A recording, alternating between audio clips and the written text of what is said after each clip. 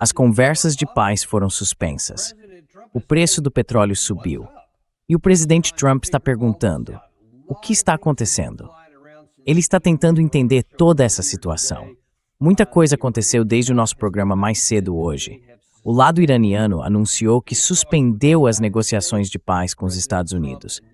O presidente Trump disse inicialmente, acho que foi para a CNBC, que vai ligar para o Netanyahu para saber o que está acontecendo com essa questão do Líbano. Porque, segundo o Irã, esse é o motivo da suspensão, por causa dos ataques dos Estados Unidos e também de Israel, especificamente contra o Líbano, e pela intensificação da ofensiva naquela região.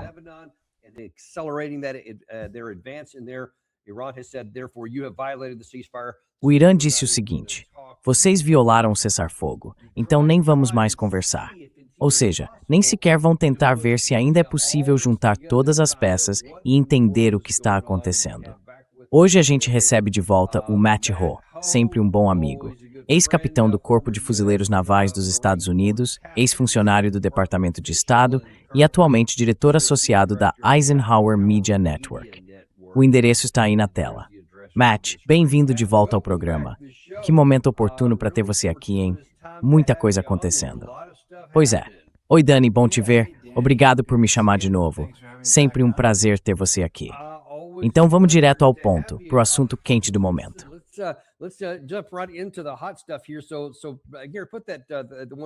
Coloca aí aquela matéria da CNBC que você tinha mostrado. Foi há pouco tempo. Antes estava do Wall Street, ou do Washington Post, que apareceu ali. Eu achei isso interessante. A CNBC estava noticiando o seguinte: o presidente Trump disse à emissora: eu não me importo se as negociações de paz acabaram. Então esse é o ponto de partida dele. Não tenho certeza de quando exatamente isso foi publicado, mas tudo isso deve ter acontecido na última hora, ou até menos. Trump disse à CNBC que ia perguntar ao primeiro-ministro israelense, Benjamin Netanyahu, o que está acontecendo com o Líbano. Só essa frase já é bem preocupante. O fato de ele não saber, porque isso é algo central para toda a guerra.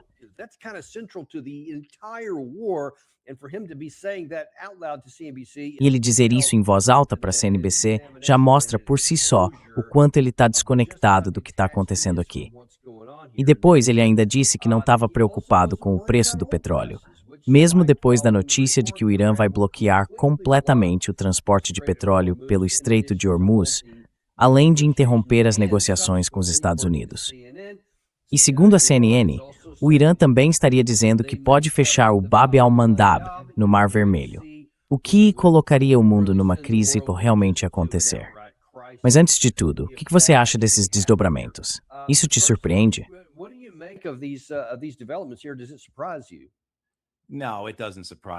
Não, isso não me surpreende. A gente vem vendo, ou melhor, a mídia vem acompanhando nas últimas semanas esse vai e vem constante de vão fazer, não vão fazer. E por algum motivo os mercados continuam reagindo de forma absurda a tudo isso. Agora mesmo, pelo que vi da última vez, o Brent voltou para 97. Provavelmente vai bater 100 em algum momento hoje. Quer dizer, começou o dia em quanto? 92 mais ou menos? E enquanto isso, os presidentes das companhias de petróleo estão dizendo para esperar o barril em julho a 150, 160, por um motivo bem simples. Os estoques estão caindo. Tudo isso já vem sendo dito há meses, e mesmo assim, o mercado não reage dessa forma.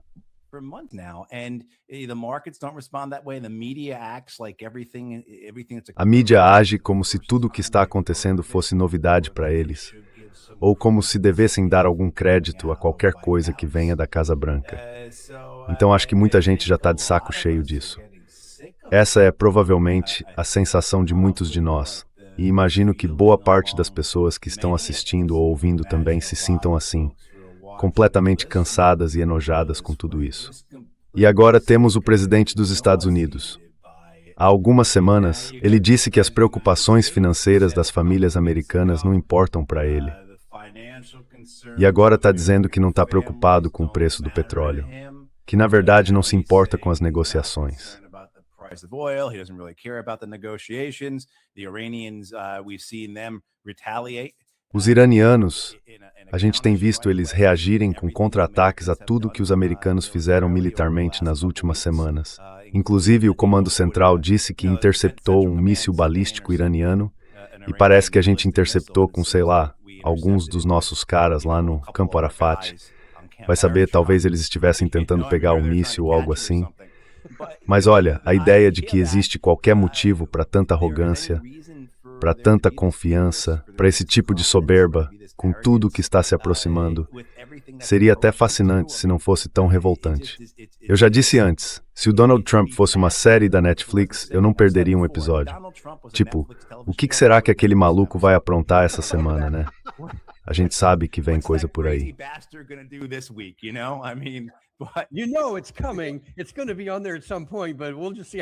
Isso vai aparecer lá em algum momento, mas vamos ver quanto estrago acontece até lá. Aliás, falando nisso, tem um tipo de subtexto nesse episódio que você mencionou. A gente mostrou o que ele disse na CNBC, seja lá quando foi isso, mais ou menos uma hora atrás, poucos minutos antes de entrarmos no ar. Literalmente, há poucos minutos. Ele disse que fez 2 postagens com poucos minutos de diferença. Na primeira, afirmou que teve uma conversa muito produtiva com o primeiro-ministro Bibi Netanyahu ontem e que não haverá tropas indo para Beirute, e que qualquer tropa que estivesse a caminho já foi mandada de volta. E da mesma forma, por meio de representantes de alto nível, ele disse que teve uma conversa muito boa com o Hezbollah e que eles concordaram que todos os disparos vão parar, que Israel não vai atacá-los e que eles também não vão atacar Israel.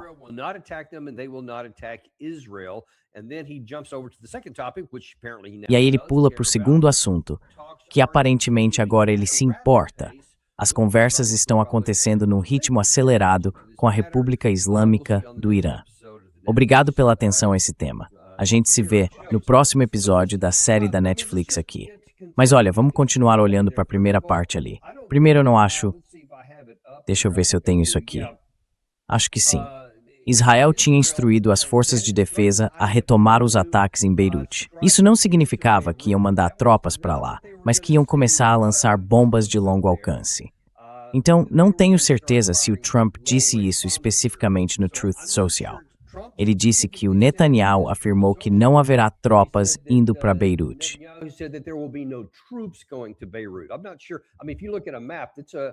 Não tenho certeza. Quer dizer, se você olhar no mapa, é uma boa distância de onde as tropas israelenses estão até Beirute, então acho que isso nem estava nos planos. Mas o bombardeio, com certeza estava. Gary, você ainda tem aquele trecho de áudio do Netanyahu que a gente passou hoje de manhã? Ainda está carregado aí? Não estou vendo aqui embaixo. Se puder colocar o que ele disse sobre isso, porque é importante. Tem uma cidade específica que ele menciona ali. A gente vai ver isso em um segundo, assim que ele colocar no ar. Mas, Matt, volta para essa parte aqui. O que você acha dessa declaração que ele fez há poucos minutos, de que de repente o Netanyahu tá tipo, ok, tranquilo, vamos arrumar as malas, voltar para casa e tá tudo certo. O que você acha disso?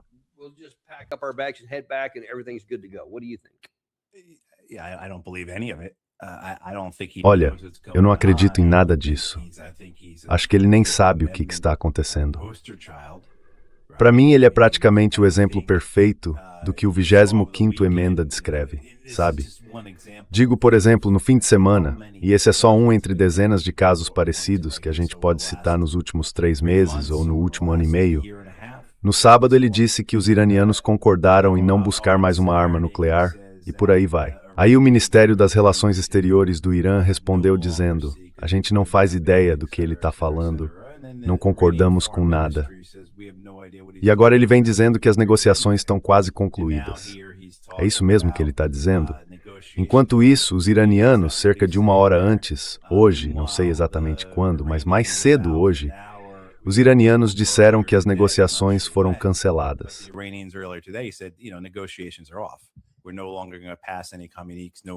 A gente não vai mais enviar nenhum comunicado, nenhuma negociação, nenhum memorando, nenhuma mensagem pelos paquistaneses para os americanos.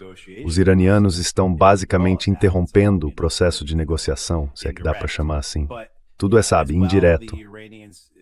Mas além disso, Os iranianos deixaram bem claro, acho que foi o Abbas Araghchi, o ministro das Relações Exteriores do Irã, que violações no Líbano são violações de todo o acordo de cessar-fogo e que eles não vão aceitar isso.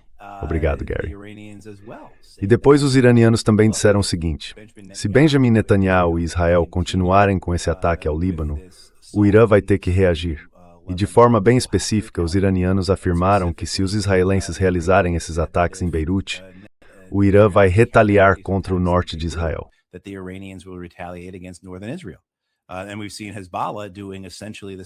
E a gente viu o Hezbollah fazendo basicamente a mesma coisa na última semana, lançando ataques de volta contra o norte de Israel. Eles atingiram algumas vilas, algumas cidades, tudo em resposta aos ataques de Israel, ao norte do rio Litani, ao norte do rio Zahrani, avançando em direção aos subúrbios de Beirute. E agora, no fim de semana, claro, os israelenses cruzaram o rio Litani. Eu não sei exatamente até onde eles chegaram. E, bom, é aquela coisa, né? A névoa da guerra. Alguns relatos dizem que os israelenses não conseguem se mover durante o dia por causa dos drones do Hezbollah. Já outros dizem que eles estão cruzando o Litani como se fossem o terceiro exército, atravessando o rio Elba, ou algo assim, né?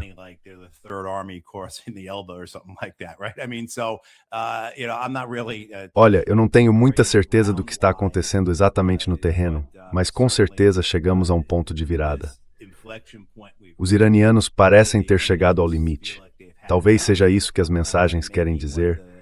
Talvez esse seja o sentido de tudo isso. Que os iranianos simplesmente se cansaram. Outra coisa é o seguinte, pelo que eu vejo, esse sempre foi o plano de Israel. Não sei o quanto foi algo planejado ou improvisado, mas a ideia era sabotar o acordo de cessar-fogo, continuando a bombardear cada vez mais fundo dentro do Líbano. Veja, os israelenses já mataram quase tantos libaneses quanto o número de pessoas que morreram no Irã por causa dos americanos e dos israelenses.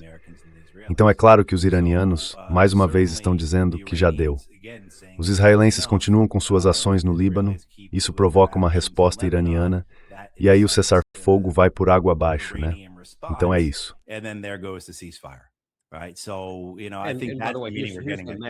Acho que desse jeito dá para ver o mapa. Ele está aparecendo aqui na tela. Essas áreas verdes, ali ao norte da fronteira de Israel, é para onde as tropas iranianas, quer dizer, desculpa, as tropas das Forças de Defesa de Israel se moveram. Dá para ver que o rio Litani está bem ali no meio, dá para ver claramente na tela. Isso mostra que eles avançaram um pouquinho além dali, só um pouco. Ainda não está claro até onde exatamente, mas dá para ver que Beirute fica bem mais ao norte disso, nem aparece no mapa. Então não há tropas em nenhum lugar perto de Beirute. Então se o Trump diz algo como, olha, sem problema, não há tropas israelenses indo para Beirute, o Netanyahu provavelmente responde, claro, tudo bem, concordamos com isso, porque na verdade não havia mesmo. Mas ele não disse que não iria bombardear o local. E deixa eu te mostrar, acho que já carregaram aqui, o que o Netanyahu disse hoje de manhã sobre os bombardeios no Líbano.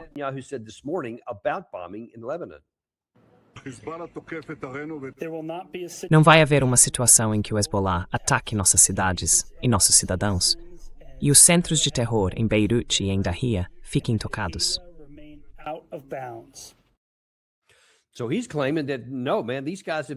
Então ele está dizendo que não, cara. Esses caras têm atacado algumas cidades do norte de Israel sem motivo nenhum. Absolutamente nenhum. E por causa disso, a gente não vai deixar esses terroristas continuarem. Então até aquela área que ele mencionou, Dahia, e talvez eu esteja pronunciando errado, é uma parte de Beirute que ele quer atacar. Agora, me diz, qual é a chance de o Netanyahu ter dito isso hoje de manhã e depois de uma ligação com o Trump, virar e falar, tá bom? Quer saber? Esquece isso, pessoal. Guardem tudo e voltem para casa.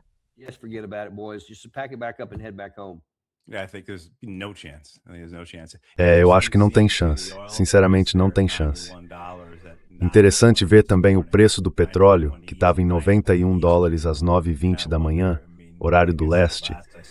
Eu fico pensando, quer dizer, como eu disse, da última vez que olhei, faz mais ou menos uma hora, já tinha subido para 97, provavelmente a caminho dos 100.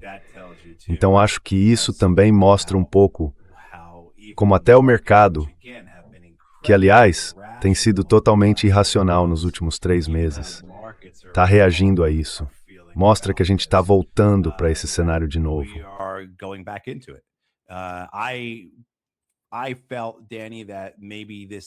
Danny, eu achei que talvez esse tipo de cessar-fogo indefinido, esse conflito congelado, esse processo de ir tateando, sabe, fosse durar até agosto, até o momento em que a pressão econômica de verdade começasse a cair sobre os Estados Unidos, quando os preços do petróleo já tivessem subido.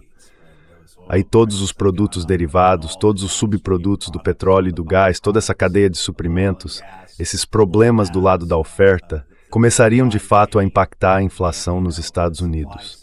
Eu imaginei que isso aconteceria por volta de agosto. E foi aí que pensei que a Casa Branca diria, ok, precisamos encontrar uma forma de declarar vitória e sair dessa. Deixa eu te perguntar uma coisa.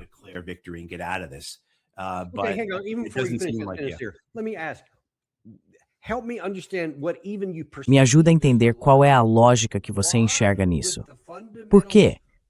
Com todos os fundamentos apontando nessa direção, se a gente tivesse permanecido naquela fase de conflito congelado, esperaríamos até agosto, quando o problema já estaria aparecendo, em vez de agir agora para evitar que isso aconteça, sabendo que vai acontecer.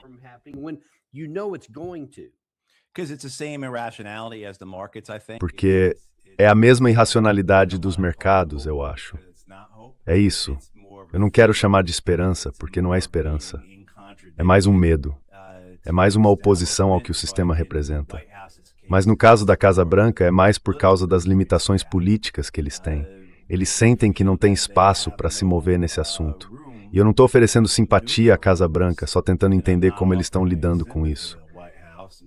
Eles são atacados pelo próprio partido por tentar acabar com a guerra.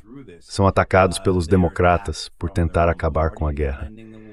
Mesmo entre os democratas progressistas, não há vozes pedindo o fim da guerra.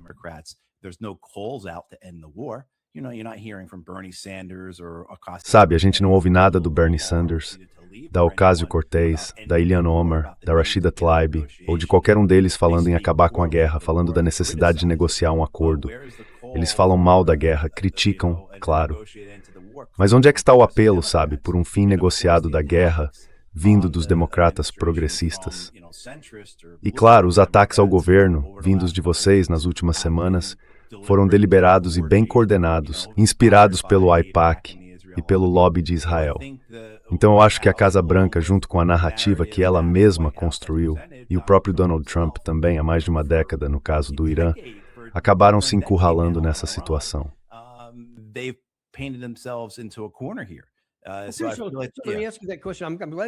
Deixa eu te fazer essa pergunta. Que bom que você tocou nesse assunto.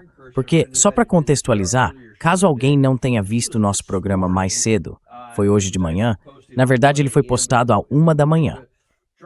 Mas o Trump estava reclamando disso. Ele disse algo tipo, escuta, será que os democratas e alguns republicanos, que parecem bem pouco patriotas, não entendem que fica muito mais difícil para eu fazer meu trabalho direito e negociar quando esses caras políticos ficam falando sem parar e blá blá blá, esse tipo de coisa. Certo? Então por que eu não ouço só esses comentários vindos de alguns chamados democratas? Você mencionou o Bernie Sanders, a AOC e vários outros progressistas. Eu não vejo motivo para eles não estarem pedindo o fim dessa guerra, especialmente o Bernie Sanders. Porque, poxa, ele sempre defendeu isso no passado. Eles são meio amigos de Israel. Então o que está acontecendo, cara? Onde foi parar o movimento contra a guerra?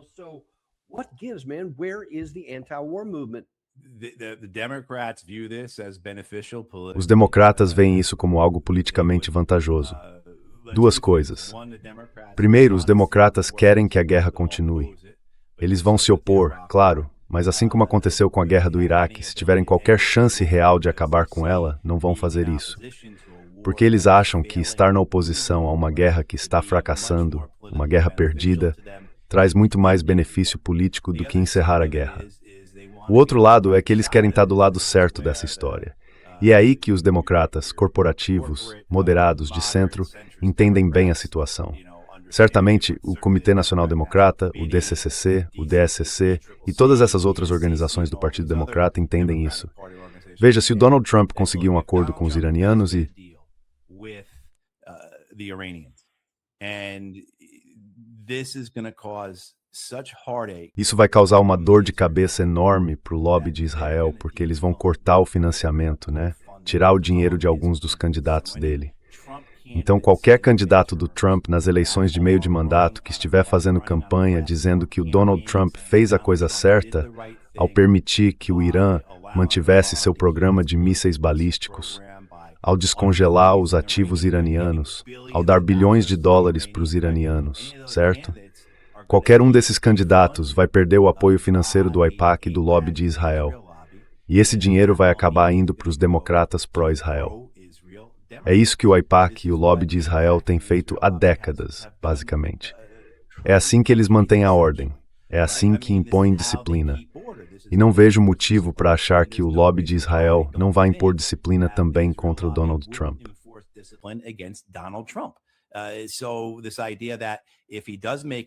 Então essa ideia de que se ele realmente fizer um acordo, os democratas acham que podem se beneficiar politicamente ao conquistar o apoio do lobby israelense em disputas para a Câmara, onde o republicano é um candidato ligado ao Trump e apoia o acordo de paz do Trump. Quer dizer, eu acho que é assim que os democratas estão vendo a situação. Ou a gente se opõe a essa guerra só no discurso, mas não faz nada para acabar com ela. Porque é melhor para nós se os americanos estiverem lidando com 8% de inflação em novembro. E todo mundo vai entender de onde isso veio. E além disso, se ele fizer um acordo, a gente pode usar isso a nosso favor, girar a narrativa e conquistar o apoio do lobby israelense, que vai abandonar o Donald Trump por causa do acordo. É uma postura extremamente cínica, mas é assim que esse partido funciona.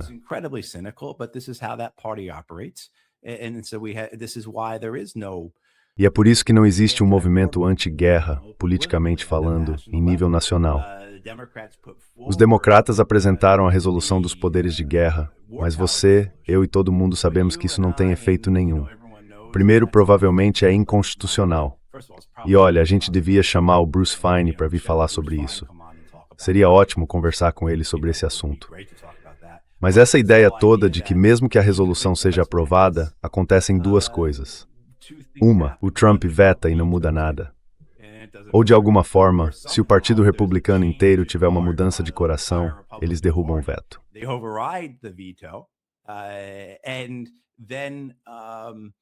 E aí entra em vigor a resolução dos poderes de guerra. E o Donald Trump, em teoria, deveria dizer voluntariamente, ok, vou trazer as tropas de volta para casa. Mas não existe nenhum mecanismo de aplicação.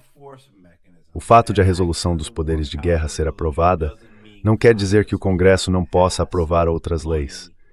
E o dinheiro destinado à guerra não significa que o Departamento de Defesa não possa gastar esse dinheiro na guerra. Eles não deveriam fazer isso. Claro, mas alguém realmente acha que o governo Trump vai dizer: ah, sabe, a Câmara dos Representantes e o Senado aprovaram essa resolução dos poderes de guerra, então paciência, temos que acabar com a guerra.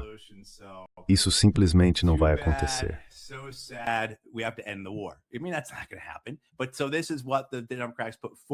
Então o que os democratas apresentaram como um instrumento para acabar com a guerra é basicamente algo sem força nenhuma. Não tem a menor chance de causar qualquer efeito real. Ou seja, a oposição democrata à guerra, de modo geral, é totalmente performática. É só encenação. Digo lá no fim de março, mais ou menos, quando os democratas supostamente tinham os votos para aprovar a resolução dos poderes de guerra na Câmara, eles simplesmente entraram em recesso por causa do feriado da Páscoa, em vez de votar. A gente viu qual era a prioridade ali. Não há nenhum interesse real em acabar com isso.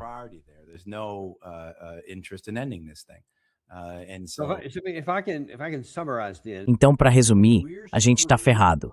Esse é o ponto principal, porque o povo americano não importa. As Forças Armadas americanas, os homens e mulheres de quem eu estou falando, também não importam. Ninguém liga se eles vivem ou morrem. 3 estão mortos, 400 feridos, pelo que a gente sabe. É o que foi divulgado publicamente. As nossas 16 bases estão danificadas ou destruídas, certo? E o preço da gasolina plástica está disparando de novo. Mesmo além disso, a gente teve o Art Berman, um especialista da indústria do petróleo, para esclarecer isso. Aliás, não dê muita atenção para aquele preço no papel. que estava em 90 e poucos quando ele participou do nosso programa. Desculpa, na verdade estava na casa dos 80 para o WTI. Mas ele disse, olha para o preço à vista.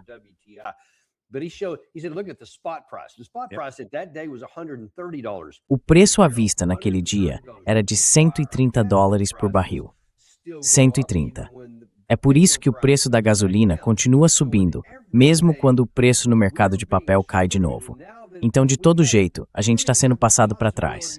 E agora nem temos mais a possibilidade de uma solução ou de alguma esperança vinda do processo político, porque nenhum dos dois malditos partidos se importa com a gente.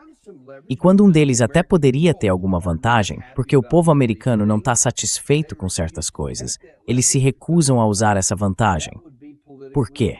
Porque seria politicamente inconveniente, e eles preferem tirar proveito político daqui a alguns meses.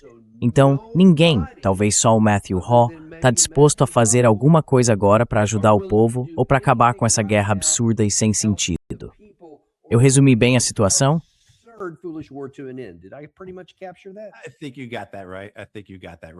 Acho que você entendeu direitinho. É isso mesmo.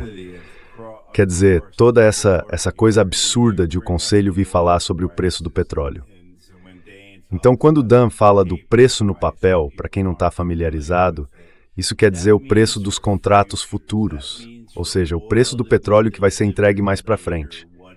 Quanto você está pagando agora por um barril que só vai ser entregue daqui a 60 dias, ou seja, lá qual for a data. Esse petróleo ainda nem existe. A gente já ouviu os presidentes das empresas, as casas de negociação, as instituições financeiras, as companhias de transporte marítimo, todo mundo.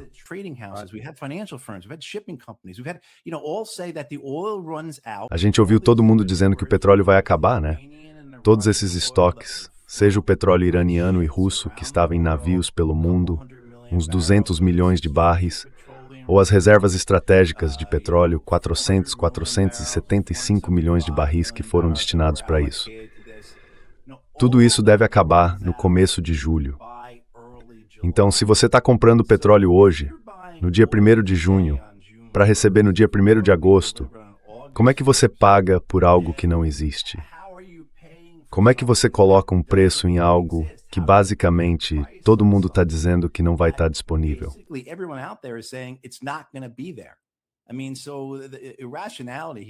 Quer dizer, a irracionalidade aqui, o absurdo.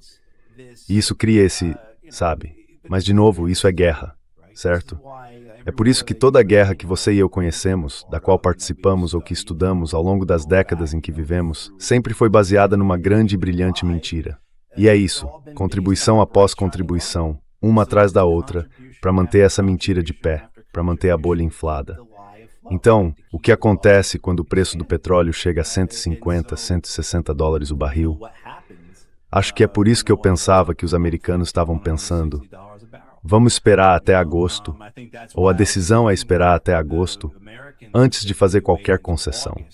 Porque pelo menos assim, a gente tem a arma apontada para a cabeça.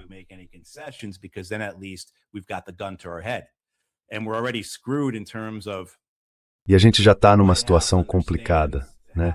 Se o governo realmente entende como as coisas vão funcionar, como parece que a maioria das pessoas entende, e quem é que sabe o que a Casa Branca de fato entende ou se importa, né? Quer dizer, o Donald Trump dizendo que não liga para negociações, que não liga para as finanças das famílias americanas, que não liga para o preço do petróleo. Olha, a gente tem que levar o que ele diz a sério, e tudo o que a gente sabe sobre ele mostra que ele é mesmo esse tipo de pessoa que realmente não se importa com essas coisas. Então, qual é a saída para eles agora? Como é que eles saem dessa situação?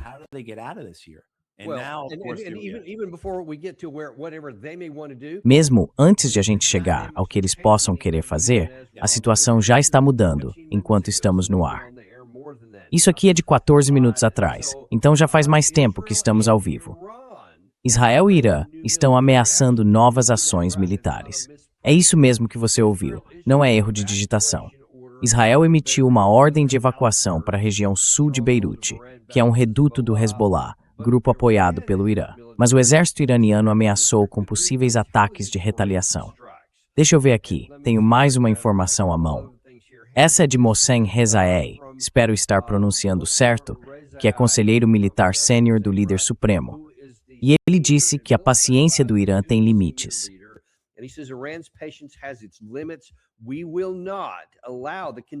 Nós não vamos permitir que o bloqueio continue e também não vamos tolerar o aumento das tensões no Líbano.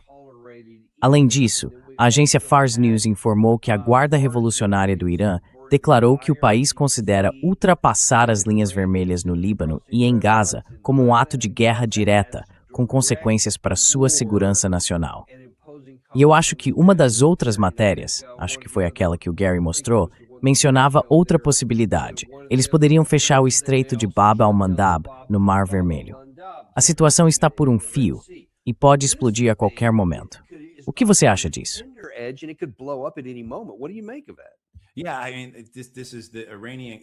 Quer dizer, essa é a lógica entre o Irã e Israel, a gente entende.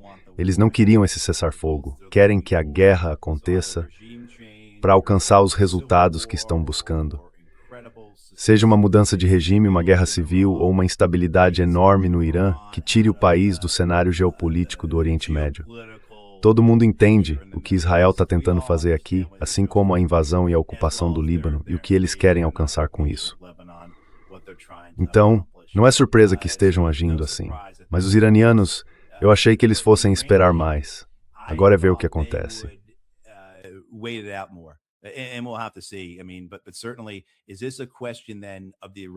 Quer dizer, mas então, a questão é se os iranianos estão sendo empurrados para isso pelos israelenses? Que os iranianos estão vendo os mesmos vídeos que a gente vê vindos do Líbano e que a paciência deles, a disposição de deixar isso acontecer, chegou ao limite junto, eu acho, com a frustração deles em relação aos americanos. Mas eu não entendo bem, sabe, com tudo isso. A gente já viu os iranianos agirem com paciência antes, então eu ficaria surpreso se eles resolvessem retaliar. Claro, eu gosto da ideia em si. Quer dizer, eu gosto da ideia de que eles estão enfrentando os israelenses.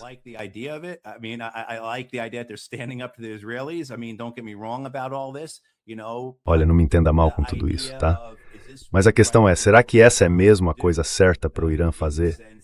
No sentido de, ao permitir que os israelenses provoquem vocês a reagir, será que não estão caindo no jogo dos planos israelenses e americanos de recomeçar esse conflito? Eu não tenho certeza.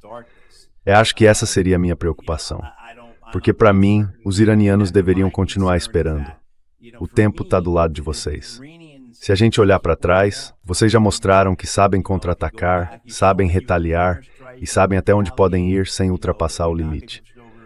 A economia de vocês aguenta mais tempo do que as outras. Vocês ainda têm o Iêmen em reserva. Os Houthis são um aliado de reserva, todo mundo sabe disso. Então, por que recomeçar agora se o momento não é favorável, especialmente na Síria?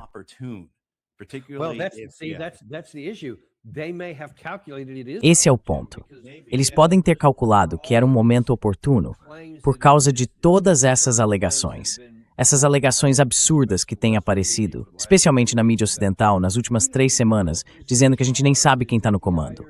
É a Guarda Revolucionária? É o Galibaf? São todos esses? Ninguém sabe. Blá, blá, blá. Pois bem, é só olhar. Eu acabei de mostrar o que o principal assessor do líder supremo disse. Esse é o Galibaf, o principal negociador. Ele afirmou que o bloqueio naval e a escalada dos crimes de guerra no Líbano, cometidos pelo regime sionista, são uma prova clara de que os Estados Unidos não estão cumprindo o cessar-fogo. Toda escolha tem um preço, e essa conta está chegando. E aí temos o ministro das Relações Exteriores, Abbas Araghchi.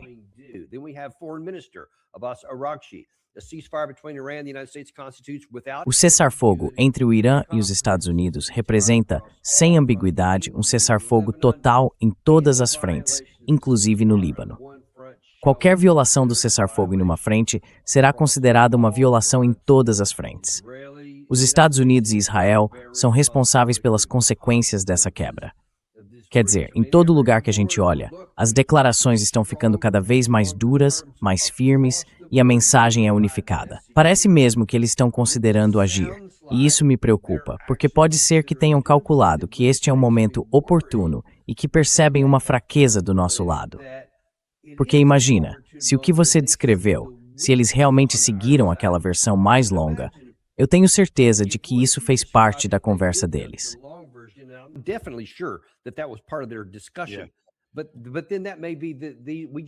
Mas pode ser que a gente simplesmente vá perdendo força, que acabe se afastando.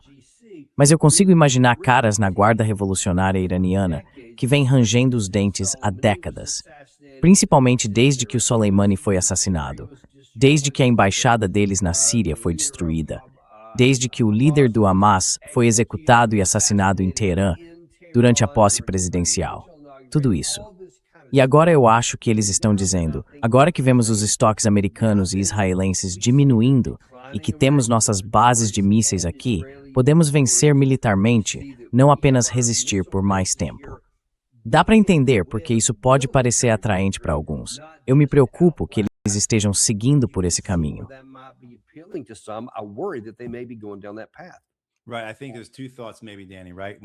Certo.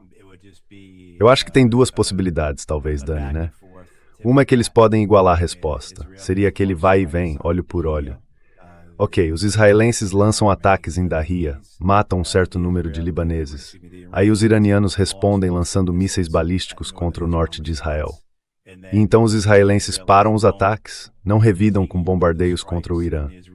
Mas sinceramente eu não acho que ele consiga controlar isso. Primeiro, porque os israelenses não vão seguir aquele padrão clássico de escalada.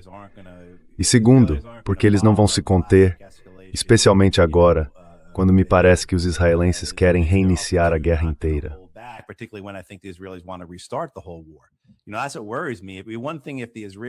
É isso que me preocupa.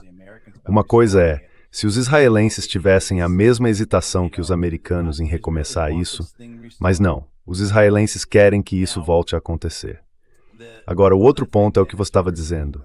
Se o Irã realmente tem o domínio de mísseis e drones que a gente acredita que eles têm, então exatamente deixa essa guerra de desgaste durar 5 ou 6 semanas, até chegar ao ponto em que eles tenham sobrecarregado os americanos, os israelenses e os árabes, e passem a ter capacidade de estar contra qualquer alvo na região.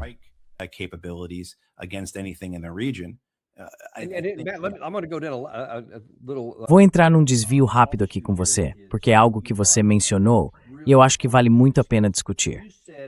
Você disse que Israel quer que isso seja reiniciado. Eles claramente têm tentado sabotar os cessar-fogos, desde a época do Trump, desde o começo. Isso pode até ser o que alguns dos líderes políticos deles querem, mas do ponto de vista militar, eu não sei se é bem assim, porque aqui vai a questão. E não é uma pergunta retórica, é uma pergunta de verdade. Na sua avaliação, levando em conta os pontos de vista diplomático, político e militar, se Israel conseguisse o que quer, não importa se foram eles que começaram, se fomos nós, ou se foi o Irã que retomou, isso faria alguma diferença?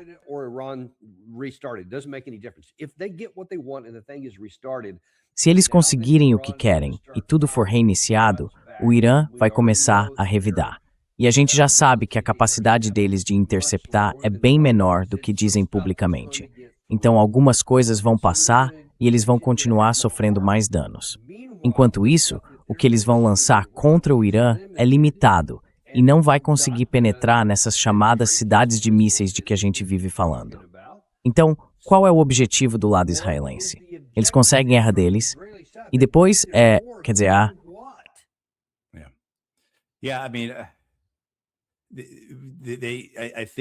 Acho que a ideia é que isso arraste os Estados Unidos para uma guerra sem fim com Israel. Tudo bem. Mas os estoques, cara, já acabaram. É isso mesmo nesse sentido. A gente não tem mais, então não dá para continuar indefinidamente. Mas o Irã, pelo visto, consegue aguentar mais tempo que a gente. E quando a gente ficar sem aqueles DADs e Impact 3, e por aí vai aí, meu amigo, vai ser temporada aberta para os drones passarem.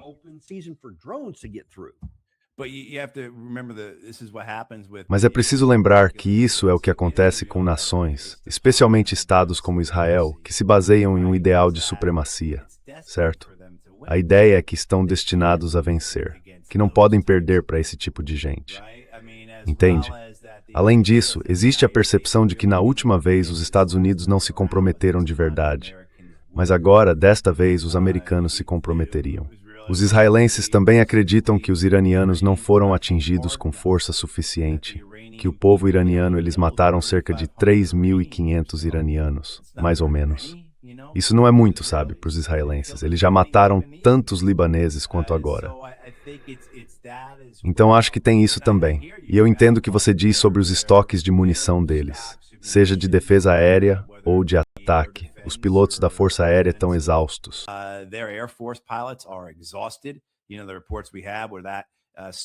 Olha, os relatórios que a gente tem dizem que as missões caíram para 50% no fim da campanha de 5 semanas, porque tanto os pilotos quanto as aeronaves estavam exaustos. E isso, né, não foi resolvido em 7 semanas. Então a ideia de que os políticos vão fazer o que quiserem, ignorando a realidade militar... Meu Deus, Dani, já foram escritos tantos livros sobre isso. Quantos livros tem na biblioteca sobre esse tipo de coisa, não é? E eu acho que é isso que você veria vindo dos israelenses. Essa ideia de que essa é a melhor oportunidade que eles já tiveram, que esse é o propósito messiânico do Netanyahu. Estabelecer Israel por 1000 anos, criando as condições, reorganizando o Oriente Médio e garantindo a dominação israelense.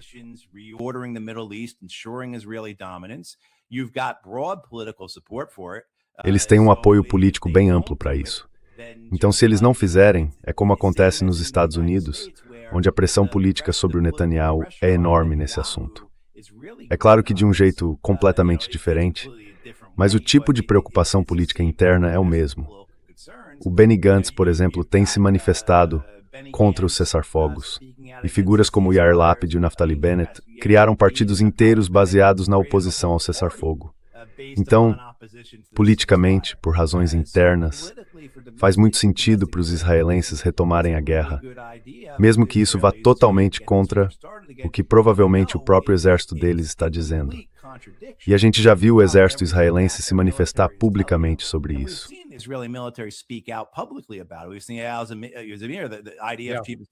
A gente tem ouvido essa ideia de que estamos perto do colapso.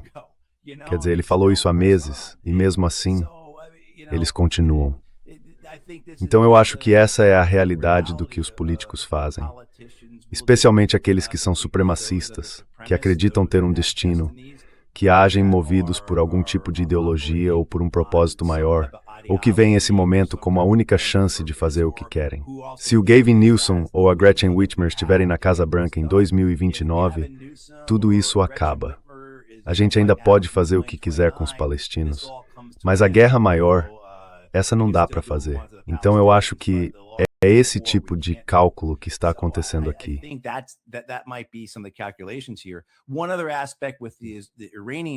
Tem outro ponto em relação aos iranianos. Só mais uma coisa que também precisa entrar no cálculo deles. Os Estados Árabes.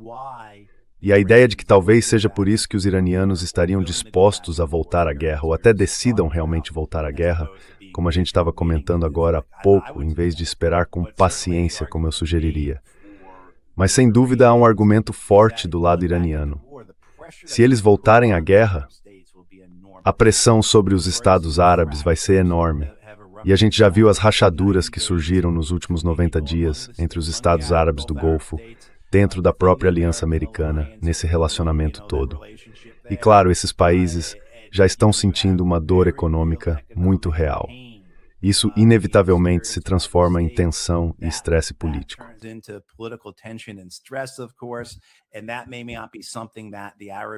E isso talvez não seja algo que os países árabes consigam aguentar por muito tempo, talvez mais 2 ou 3 meses, se o conflito voltar ao tipo de guerra que vimos em março e abril.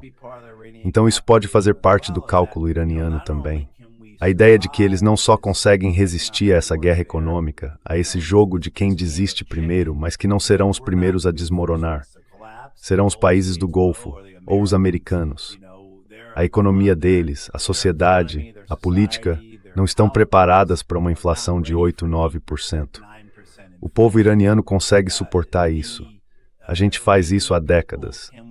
Mas talvez o raciocínio também seja o seguinte: nós também conseguimos aguentar um retorno a esse tipo de guerra de um jeito que mais ninguém consegue. Então, militarmente, como você estava dizendo, eu concordo com você. So militarily, as you were saying, I'm in agreement with you. The Americans and the Israelis. Look, if we can only allow Os americanos e os israelenses. Olha, se da outra vez a gente só conseguiu aguentar 5 semanas antes de declarar um cessar-fogo, o que acontece agora se a guerra durar 6? Eu concordo totalmente com isso. E tem também essa questão, né, do lado econômico e político. Será que os países árabes do Golfo conseguem aguentar isso? E o resto do mundo também? Você tem razão, a pressão sobre os japoneses e os sul-coreanos, certo? Quer dizer, a pressão que a gente já viu até agora. O Perheg disse que quer que a gente expulse a Espanha da OTAN. A gente não está mandando 5.000 soldados para a Alemanha, nem mandando aqueles Tomahawks para lá. Talvez isso vá para a Polônia, quem sabe? Mas enfim, já tem pressão suficiente sendo aplicada e talvez os iranianos estejam pensando, sabe de uma coisa? Se a gente fizer mais uma rodada disso, as coisas realmente podem desandar.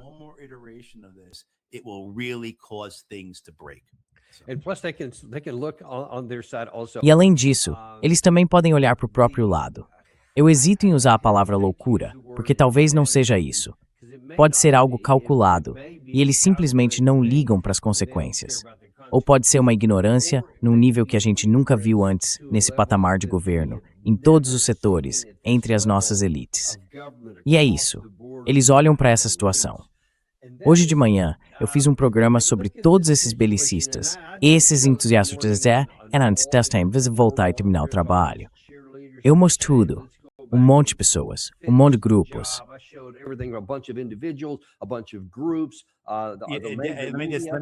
Deixa eu te interromper um instante, porque a gente está falando justamente sobre essa questão de insanidade. Eu fico preocupado com a sua saúde mental quando você diz coisas assim. É uma preocupação válida, embora a oração e a leitura da Bíblia me ajudem a manter os pés no chão. Então fico tranquilo com isso. Mas é um desafio, sim. Agora, o que essas pessoas precisam fazer, o que elas precisam concluir, não só observar, é o seguinte. O que eu vou mostrar aqui é real. Não é uma hipótese, não é uma provocação, é real. Se alguém disse que deveríamos voltar e terminar esse trabalho, e qualquer uma dessas pessoas, seja em Israel, no governo ou em qualquer outro lugar, disser, vamos retomar as operações de combate ativo, a gente precisa parar e pensar, espera aí. Tem um relatório, segundo a mídia ocidental, dizendo que 30 de 33 dessas chamadas cidades de mísseis, ou metrôs de mísseis, como chamam por lá, ao longo de toda a fronteira do Estreito de Hormuz, do Golfo Pérsico e do Golfo de Omã, estão prontas e em ordem.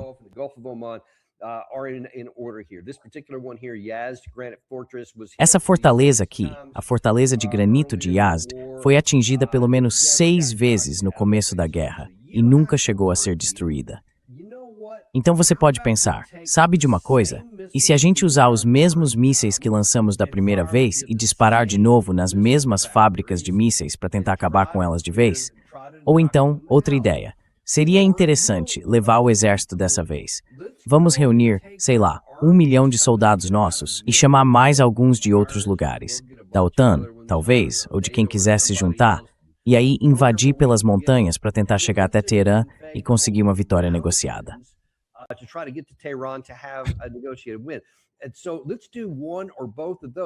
Então, vamos fazer uma dessas duas coisas, ou as duas.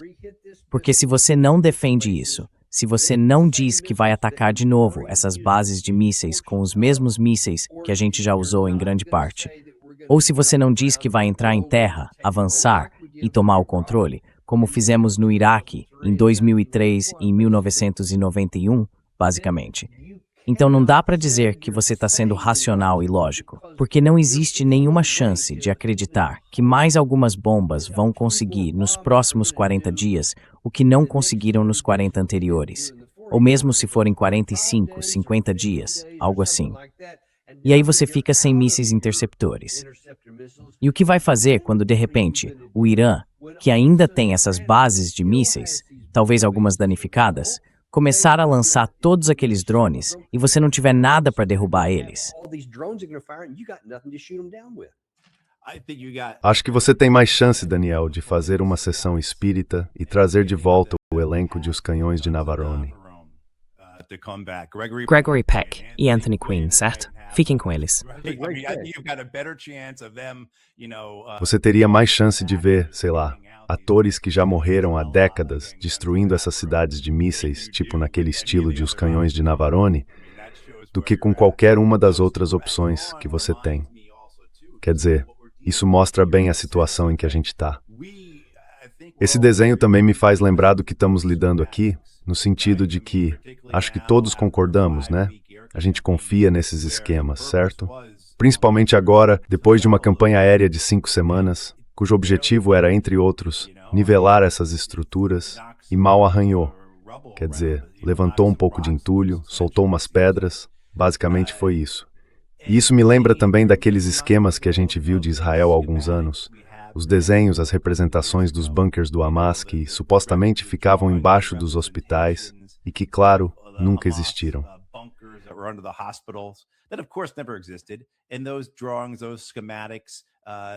E aqueles desenhos, aqueles esquemas, eram totalmente falsos, eram lixo.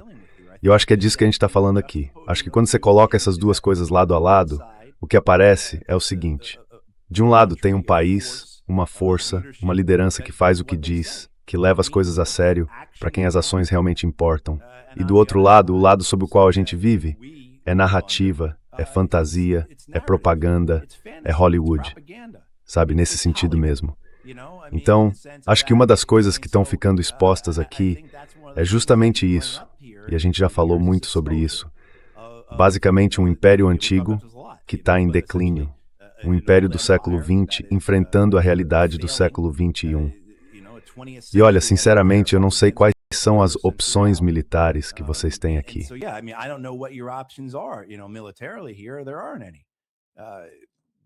Não tem opção.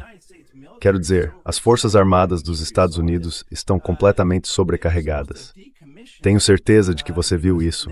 O porta-aviões USS Nimitz deveria ter sido desativado este ano, mas decidiram mantê-lo em serviço por mais um ano.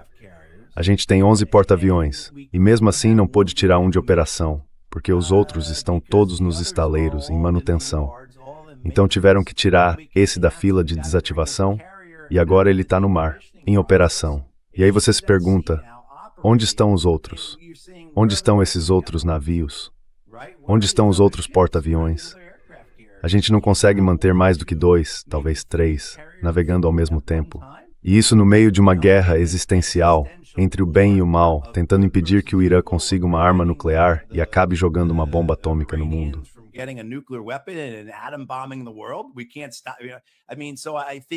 A gente não pode parar. Quer dizer, eu acho que um exemplo depois do outro dá para ver bem a escassez, a falta de substância, a superficialidade do Império Americano aqui. E acho que o que você acabou de mostrar com essa incapacidade de fazer qualquer coisa realmente significativa contra os iranianos. Sabe, o que mudou nas últimas 7, 8 semanas? O que mudou de verdade? O que os americanos desenvolveram? O que a gente adquiriu? O que construímos? O que acrescentamos às nossas forças que pudesse mudar o resultado daquela campanha aérea de 5 semanas que tivemos em março e abril? Nada. Eles estão falando em introduzir aquele, como é mesmo o nome, o Black Eagle, seja lá qual for o nome daquele míssil hipersônico que estão cogitando usar.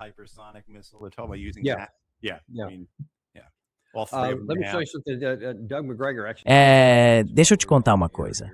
O Doug McGregor acabou de me mandar isso aqui enquanto a gente estava no ar. Eu pensei em usar, mas achei interessante e aposto que você também vai achar. Isso aqui é do Ben-Gvir, de poucos minutos atrás. Ele disse, Senhor Primeiro-Ministro, o senhor disse que um primeiro-ministro forte diz sim ao presidente dos Estados Unidos quando é possível, mas diz não quando é necessário. Agora é hora de dizer não ao nosso amigo, o presidente Trump. Hora de dizer não.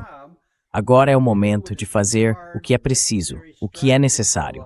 Atacar o Hezbollah, liberar as mãos dos nossos combatentes e restaurar a segurança no norte contra o Hezbollah. Então a pergunta é, o que vai acontecer? O Netanyahu vai ouvir ele? Até agora, tudo que a gente tem é o que o presidente Trump postou no Truth Social dele, dizendo: tive uma ótima conversa com Netanyahu e não haverá tropas indo para Beirute. Qualquer tropa vai voltar. Mas aí vem o Ben-Gvir e diz, agora é hora de dizer não. Which is the pass?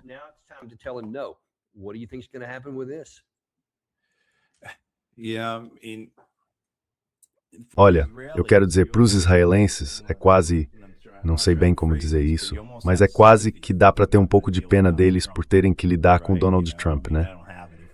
Quer dizer, eu não tenho pena nenhuma, claro, mas essa ideia de que eles têm que lidar com uma pessoa assim, foi o quê? Uns 5, 6 dias atrás, que o Donald Trump soltou uma mensagem dizendo que o acordo já estava pronto, 23 de maio. Ele disse que já estava praticamente negociado, só esperando a aprovação dele. Pois é, eu lembro muito bem dessa, porque no meio da mensagem ele tinha aquele trecho, ainda me faz rir alto, em que ele fala de todos os navios e de como as tripulações vão voltar para casa, para as esposas, graças a mim, o seu presidente favorito. Como é que se lida com alguém assim?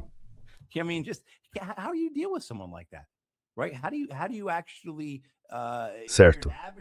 Agora, pensa bem, se você é um adversário, é uma coisa, você está lidando com uma pessoa fora de si. Mas se você é um aliado, aí voltamos àquela frase do Henry Kissinger, é perigoso ser inimigo dos Estados Unidos, mas pode ser mortal ser seu aliado. E quando você tem um imperador louco no comando, então, de novo, eu não tenho nenhuma simpatia pelos israelenses aqui, mas dá para entender. Meu Deus, com esse cara, a cada 15 minutos, ele publica alguma coisa nas redes sociais que contradiz o que ele mesmo disse no post anterior. O Ben-Gvir, claro, isso já era esperado. O Ben-Gvir é um psicopata, ele é, na verdade, ele é um terrorista condenado. Você sente alguma simpatia pelo Trump por ter que lidar com ele? Diga só uma pergunta. Não, não acho. Porque foi o Donald Trump que se colocou nessa posição, certo? Quer dizer, é o Donald Trump que os israelenses têm que lidar. Os americanos não precisam lidar com os israelenses. Bem dito. A gente tem outras opções. Temos sim. Certo? Quer dizer, também não é do nosso interesse estratégico, nem do nosso interesse moral por vários motivos. Mas para os israelenses, eles estão presos ao Trump. E olha, o Ben-Gvir foi condenado como terrorista por um tribunal israelense. Ele e o Bezalel Smotrich estão sendo investigados pelo Tribunal Penal Internacional por crimes de guerra, o que provavelmente vai resultar em mandados de prisão, assim como já existem mandados contra Benjamin Netanyahu e Yoav Gallant. O Bezalel Smotrich, aliás, acabou de desfilar na parada do Dia de Israel em Nova York, junto com vários outros, digamos, criminosos de guerra e aspirantes a criminosos de guerra, que vieram de Israel para participar desse desfile em Nova York.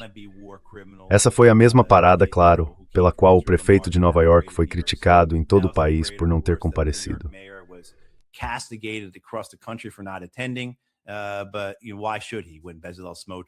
Mas sabe, por que ele faria isso, se Bezalel Smotrich e tantos outros, sabe, criminosos de guerra israelenses fazem parte disso?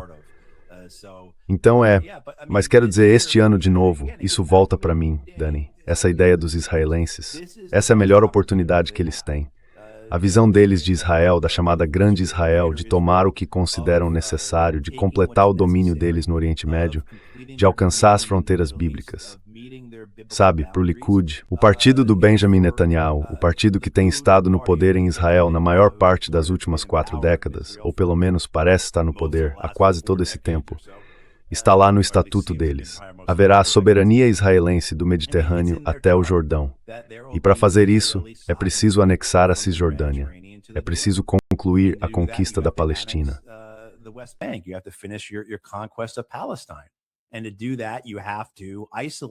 E para fazer isso, é preciso isolar os palestinos. E para conseguir isso, tem que fazer coisas como criar zonas de segurança no Líbano e na Síria. Também é preciso tirar o Irã da equação. Quer dizer, estrategicamente, essa é a oportunidade que os israelenses esperaram por muito tempo. Agora, em relação ao movimento dos colonos, e também a outros grupos dentro de Israel, incluindo membros do Likud, como Benjamin Netanyahu, a ideia de uma grande Israel, e eu deveria dizer, a ideia de uma grande Israel, é algo que ninguém de relevância política em Israel se opõe. A grande Israel é apoiada por todo político israelense que realmente tem peso. Mas veja, essa ideia de que agora é a chance de alcançar o que seria a grande Israel, se a gente voltar 120, 110, 100 anos atrás, Herzl, Jabotinsky, todos os primeiros sionistas falavam do Líbano como parte da grande Israel. Lebanon as being part of Greater Israel. Então, sabe, essa ideia de finalmente ter essa oportunidade que surgiu para eles depois dos ataques de 7 de outubro, para colocar tudo isso em prática, e ainda com o Donald Trump na Casa Branca. É interessante pensar até onde eles teriam ido se a Harris tivesse vencido. Acho que provavelmente de forma parecida. Não sei se teriam chegado a essa guerra com o Irã, com a Harris, mas com certeza teriam conseguido invadir o Líbano de algum jeito, né?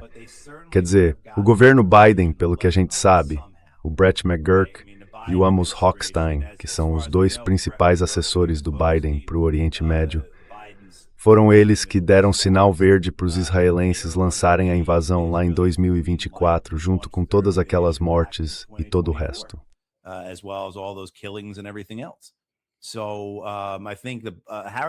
Então eu acho que o governo Harris teria permitido que os israelenses continuassem a conquista do Líbano, teria deixado a zona de segurança deles, a zona israelense na Síria, continuar, e teria dito algo como, olha, podem seguir com a anexação da Cisjordânia, só não deixem a gente saber disso, certo?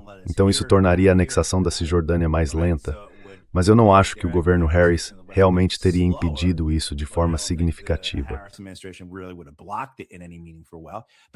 Mas eu não sei se o governo Harris teria concordado com a guerra contra o Irã. Quer dizer, o Biden nunca fez isso, então ele tinha limites. Então talvez eles tenham feito. É sim, quer dizer, mas é isso. E mesmo olhando para pessoas como o Sullivan e o Blinken, todo esse pessoal que, bom, você e eu, a gente não gosta deles, digamos assim, sabe, eu não acho que eles teriam feito isso. Eu tenho pouquíssimo respeito por esses caras, mas ainda assim não acho que eles teriam concordado com algo desse tipo. Eles têm alguns limites, e isso não é bom. Mas isso meio que mostra que Israel poderia ter conseguido o que queria sem atacar o Irã. E eu acho que provavelmente poderia mesmo, e talvez não tivesse, sabe? E aí sempre fica aquela sombra da ameaça de guerra. Mas claro, agora eu já estou só divagando e especulando, porque obviamente é isso.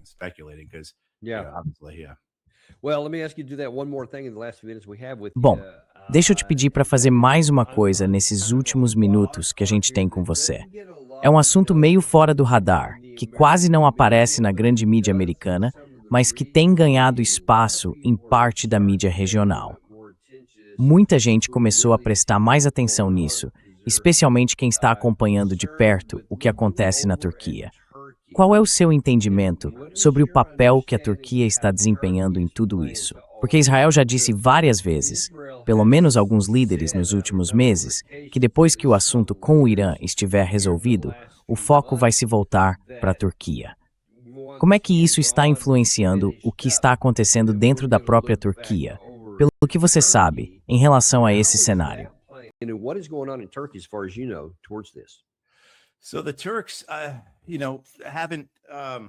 Então os turcos, sabe, não têm... Desculpa, tem um cachorro aqui embaixo da minha mesa, então... Enfim, os turcos não têm feito tanto barulho público sobre isso quanto fizeram em relação a Gaza. Agora, claro, no caso de Gaza, o que eles fizeram foi basicamente só fazer barulho. E a mesma coisa aconteceu com o Líbano, em 2024. Os turcos fizeram muito barulho sobre isso. O Erdogan, sabe, disse que ia fazer alguma coisa, mas claro, os turcos nunca iam colocar seus F-16 sobre Beirute, nem nada parecido. Quer dizer, estamos bem longe de ver algo assim. Os turcos não são amigos dos iranianos, e eles certamente entendem Israel, como você acabou de descrever, como o próximo poder com quem Israel vai disputar a sua posição de domínio. E claro, os turcos têm o maior exército da OTAN depois dos Estados Unidos.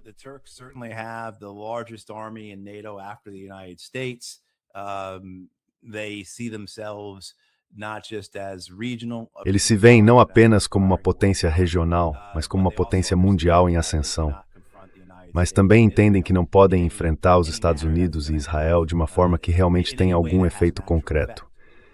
Então, certamente eu acho que Erdogan e o governo turco vão divulgar declarações, vão tentar apresentar Erdogan como o protetor do povo muçulmano, tentar evocar os tempos do Império Otomano, quando havia em grande parte, paz em muitas regiões do Império por longos períodos. E vão tentar posicionar a Turquia como líder natural do mundo muçulmano, seja no Oriente Médio ou no mundo depois dessa guerra. Acho que há muita cautela, muita movimentação estratégica nesse momento.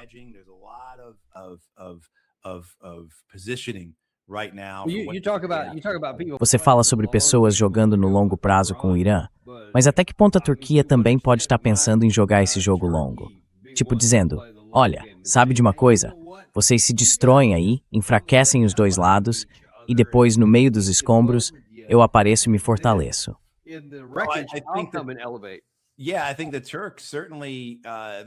Eu acho que os turcos, certamente a ideia de os Estados Unidos saírem da região e depois disso a Turquia assumir essa posição militar, mas também o papel dela no mundo, a localização ali no Mar Negro, no Mediterrâneo, nesse ponto de encontro entre a Europa e a Ásia, tudo isso faz com que o país sempre seja importante. A questão é como eles vão usar o que sair dessa guerra para moldar uma nova ordem.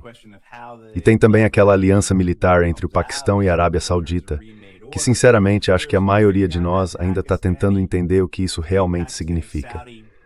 Porque sabe, os paquistaneses dizem uma coisa e os sauditas dizem outra.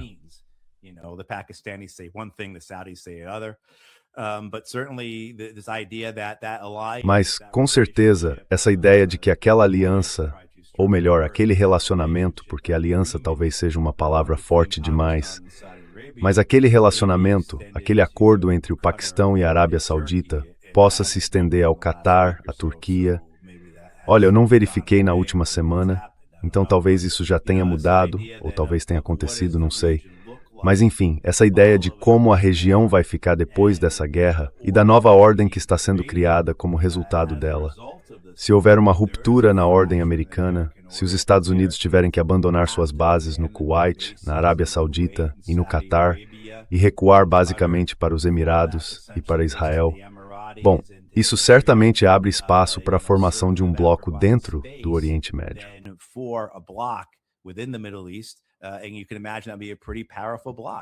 E dá para imaginar que isso seria um bloco bem poderoso, com a riqueza da Arábia Saudita e do Catar, as capacidades militares da Turquia e do Paquistão, o tamanho dos dois países e as posições estratégicas de onde eles estão localizados. Quer dizer, isso forma um bloco bem formidável. Mas faz sentido? Será que eu estou preso demais numa mentalidade do século XX? Será que eu estou viajando aqui, tipo jogando Axis and Allies, sabe? Em vez de, sei lá, a versão que o pessoal joga no celular hoje em dia? Quero dizer, será que eu estou repetindo o mesmo jeito de pensar do século XX, tentando entender as coisas por esse ângulo? Eu vivo criticando o Kissinger e o Brzezinski, toda essa ideia de um grande tabuleiro de xadrez global, mas eu mesmo acabo caindo nessa armadilha o tempo todo. É assim que eu estou tentando analisar a posição da Turquia agora, dentro desse esquema de um grande tabuleiro de xadrez. E provavelmente, esse não é o jeito certo de olhar para isso.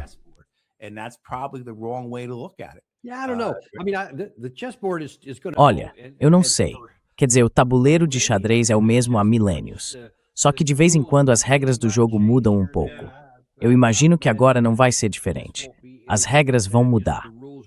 Mas uma coisa que eu acho que posso dizer com bastante confiança é que as regras antigas e o jogo antigo estão sendo destruídos diante dos nossos olhos.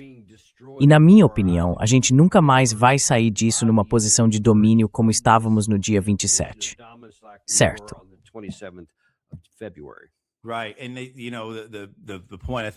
Olha, a questão que muita gente levanta em relação à Turquia é: a Turquia vai continuar na OTAN? Porque, veja, a Turquia foi rejeitada por muito tempo na tentativa de entrar na União Europeia. Os europeus não querem os turcos na União Europeia. E essa tensão, essa hostilidade vem daí. E agora, com tudo o que os turcos têm visto sobre como a OTAN tem se comportado e como os europeus agem, será que eles ainda querem fazer parte disso? Que benefício eles realmente têm em continuar na OTAN? Claro, fazer parte da aliança com os Estados Unidos e contar com o apoio americano ainda tem valor para eles. E acho que os turcos reconhecem isso. Por isso, não acredito que a base aérea de Incirlik vá ser fechada tão cedo. Diferente do que pode acontecer, por exemplo, com a base aérea Príncipe Sultão ou algo do tipo. Mas no fim das contas, essas são questões grandes e bem interessantes que estão surgindo por causa dessa guerra.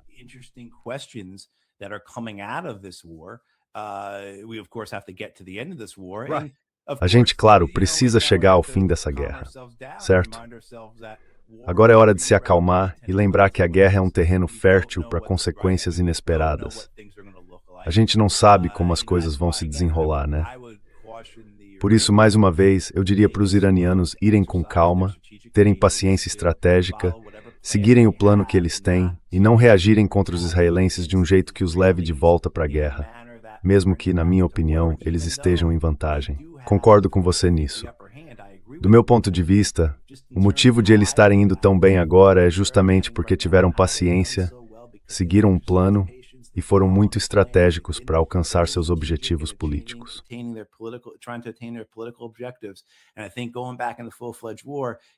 E eu acho que voltar para uma guerra em grande escala, mesmo que eles possam, porque olha, digamos que aconteça, digamos que eles dominem os israelenses e os americanos e consigam atingir bases aéreas de Israel, destruir a força aérea israelense, sabe, digamos que as coisas corram tão bem assim para os iranianos.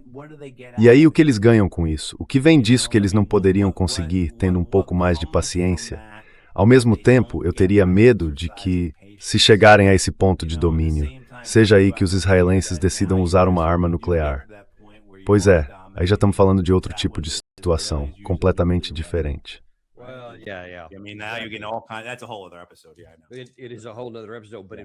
Eu sei. Isso daria outro episódio inteiro, mas é uma preocupação real e que está em pauta aqui. Além disso, surgiram alguns relatos recentes de que o Paquistão teria entregue uma arma nuclear ao Irã. Vamos ver o que vai acontecer com isso. Pode ser só um boato maluco, ou pode ser verdade mesmo. Talvez seja por isso que eles estão tão confiantes agora. Não sei. Mas é possível, sim.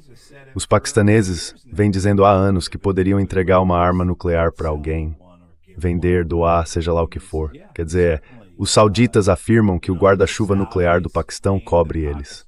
Eu, pessoalmente, nunca vi os paquistaneses dizerem isso.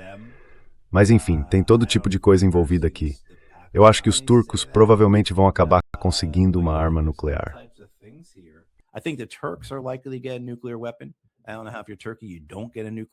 Eu não sei como, se você é a Turquia, ainda não tem uma arma nuclear depois de tudo que viu nos últimos anos.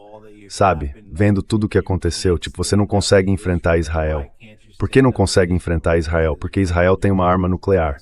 No fim das contas é isso. Isso, e também os problemas que vêm com a relação com os Estados Unidos. Mas enfim, talvez você rompa com os americanos, consiga uma arma nuclear, entre nos BRICS, sabe? E aí a gente veria a Turquia agindo e se comportando de um jeito que não veria se ela tivesse mantido a relação com os Estados Unidos, continuado na OTAN e não tivesse conseguido uma arma nuclear. Quer dizer, é isso que eu aconselharia os turcos a fazer.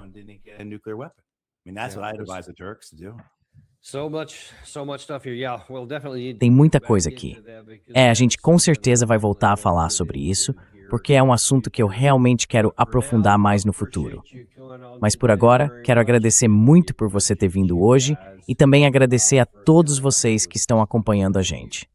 Muito obrigado. Valeu, Dani. E obrigado a vocês também. Não esqueçam de curtir e se inscrever se ainda não fizeram isso antes de sair. A gente espera ver vocês no Daniel Davis Deep Dive. Olha, eu não fico tentando convencer ninguém a comprar ouro, nem dizendo como cuidar da carteira de ações, mas tem uma forma de ajudar a gente. Se inscreve, aperta o botão de curtir e compartilha com alguém que você gosta.